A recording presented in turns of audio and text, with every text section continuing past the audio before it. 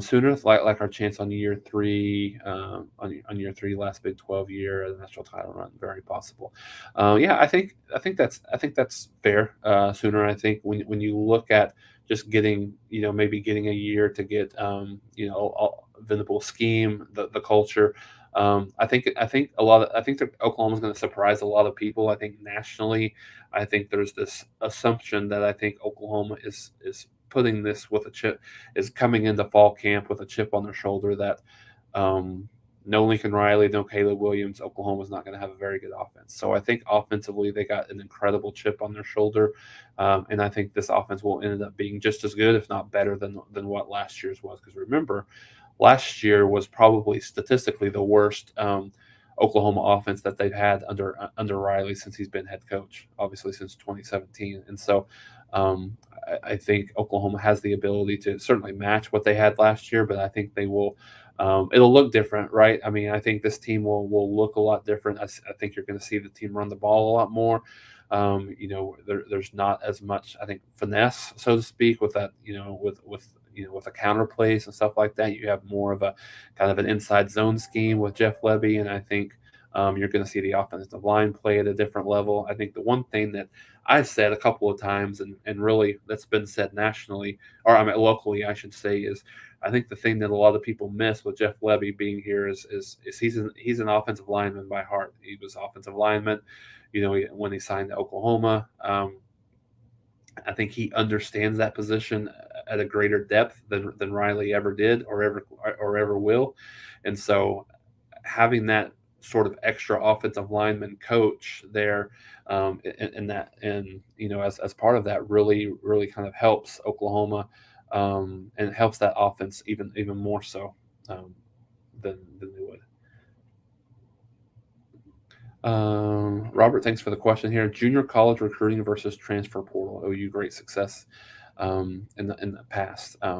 Yeah. I think that's good. I think when you look at, the recruiting, I mean, I think you have a little bit more of a, um, nothing's a given, but I think when you look at the transfer portal, it's a little bit more of a situation where, it's a little bit more of a proven commodity, whereas junior college, it's a little bit different, right? I mean, you got to know that some kids will certainly take different paths, but I think the transfer portal is, I think, a bigger focal point of recruiting than it ever has been, and it'll continue to be so. So I think, the transfer portal is probably a little bit above what the JUCO, recruiting is, but JUCO recruiting is extremely important as well.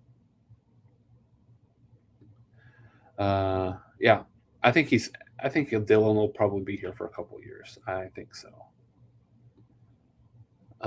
Bishop, thanks for the question here. How's the defensive line looking in accordance to what you heard? I think the defensive line, Bishop, is really just it's going to be interesting because you've got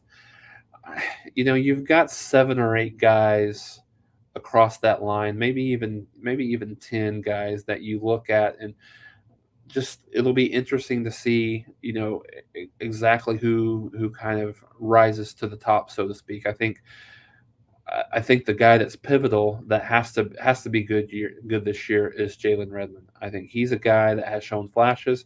He's had injuries. He's had situations where with the excuse me, he's had the injuries that I mentioned. He's had the blood clot thing. He had the COVID year where he set out. He's had a lot of different, and then he's had moments where he's looked really, really good. But I think that needs to be more consistent. So I think he's a guy that will need to be consistent for Oklahoma to have a really good defensive line.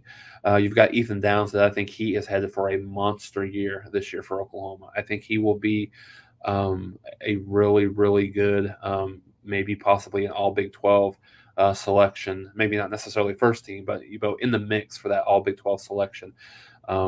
He's added tons of.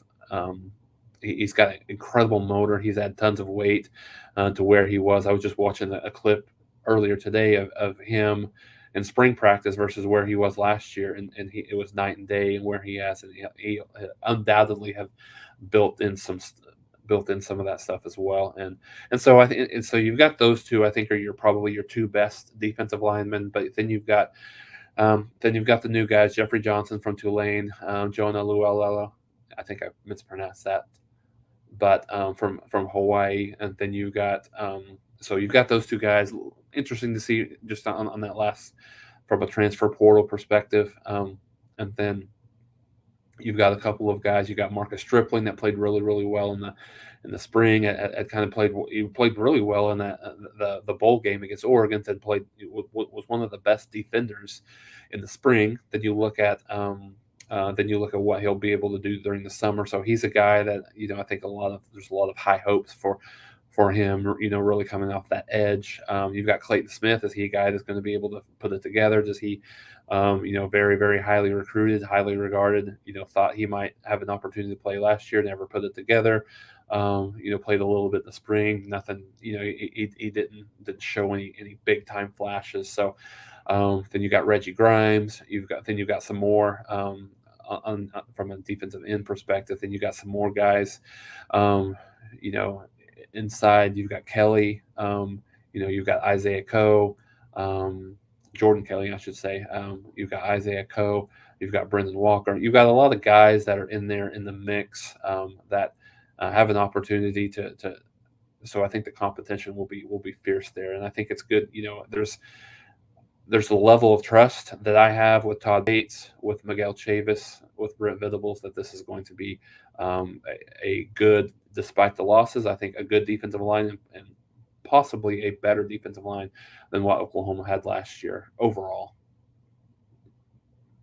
But good question. I'd love to see the Canes and the national champions. Miami. I mean, I know a lot of Oklahoma people don't necessarily love Miami. I'm one of them, but I think Cristobal is going to do a fantastic job there. He's already done a great job on the recruiting trail, and so excuse me, just kind of building his culture, building his team, and so I think North Carolina. I'm sorry. I saw the NC and said North Carolina. I think Miami has an opportunity to be really good, without a doubt.